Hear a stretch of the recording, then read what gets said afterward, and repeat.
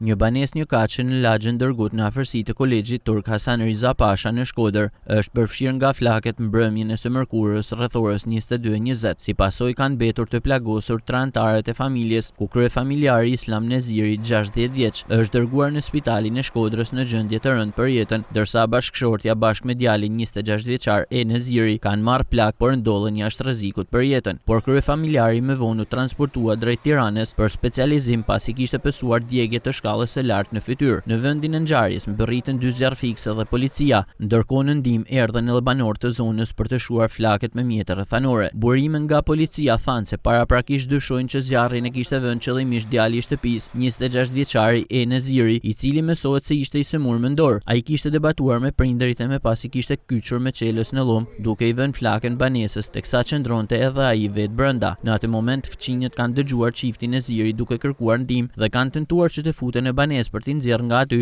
por nuk janë lejuar nga djali i shtëpisë, derisa në vendin e ngjarjes mbërriti zjarr fikse dhe 2 autoambulanca. Mësohet se familja Neziri kishte banuar në vahun e Dejes, ndërsa prej një muaji jetonte në këtë shtëpi të marrë me qera.